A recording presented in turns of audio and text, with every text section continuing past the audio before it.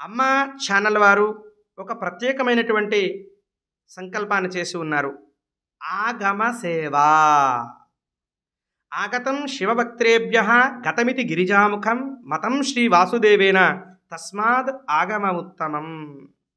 అంటే శివుడి నుండి ఉద్భవించినటువంటి ఆగమాలు, అమ్మవారు వాటిని శాసనంగా, విష్ణుమూర్తి ఆమోదంగా స్కందుడిచే మనకి లోకానికి అందాయని, ఆ ఆగమాల ద్వారా ఆలయాలు భూమి దున్నటము దగ్గర నుండి కూడా కర్షణాది ప్రతిష్టాది ఉత్సవాంతం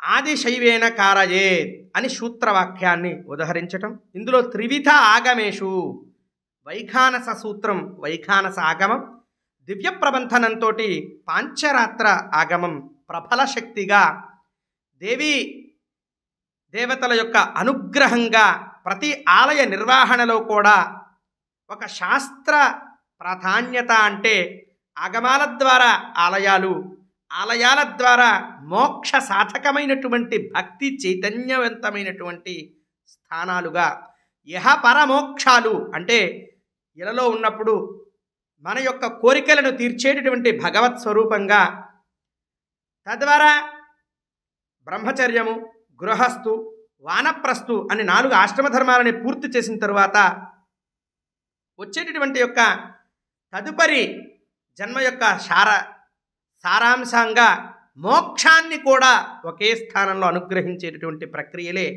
ఆగమాలు. ఆగమాలు చాలా విశేషవంతమైనటువంటి ప్రక్రియ.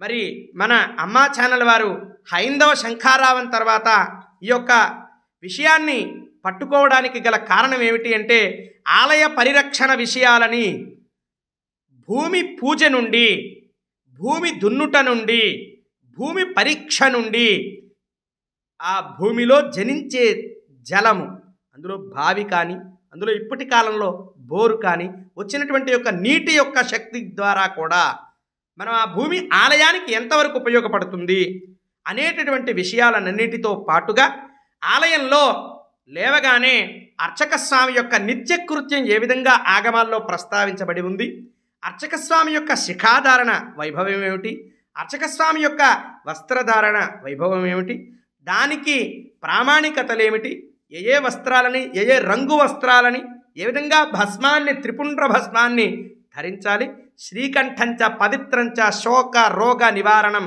లోకే వశకరం పుంసాం భస్మ త్రైలోక్య పాలనం అని వాక్యం, పురాణ వాక్యం. అంటే పవిత్రవంతమైనటువంటి భస్మాన్ని ధరించడం వల్ల శోకము, రోగము నశిస్తుంది.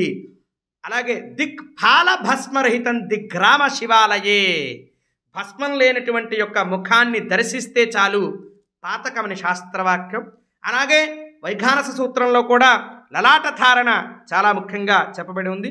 పాపం విఘనస సూత్రాన్ని ఆచరిస్తూ వైఖానసంగా అర్చక స్వాములు చాలా వైభవంగా లలాటాన్ని ధరిస్తూ ఉంటారు. అందులో పాంచరాత్రంగా యూ షేపుతో, వి షేపుతో వాటికి కొన్ని పద్ధతులు ఏర్పరిచి ఉన్నారు. ఆ పద్ధతుల్ని అనుసరించి ఆ లలాటాలు ధరిస్తూ ఆచార సాంప్రదాయాలని కొనసాగిస్తూ ఉన్నారు.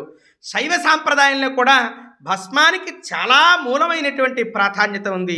కానీ మన రాష్ట్రంలో భస్మాన్ని ధరించడం అంటే మహిళామణులు చాలా ఆశ్చర్యంగా ఆలోచిస్తారు. పురుషులు కూడా చుక్క మాత్రమే బొట్టు పెట్టి భస్మం ఏదో పెడితే పాతకం వస్తుందన్నటువంటి భావనలో ఉంటారు. ఇటువంటి విషయాలన్నీ కూడా అసలు భస్మాన్ని ధరించడం వల్ల ఏమి ఫలితం. అలాగే శివార్చన రహితే గృహే శివార్చన రహితే గ్రామే అనేటటువంటి యొక్క పదం ఏమిటి, నకుర్యాద్ అన్నపానాది నరాత్రం దివశం వశేత్ అని.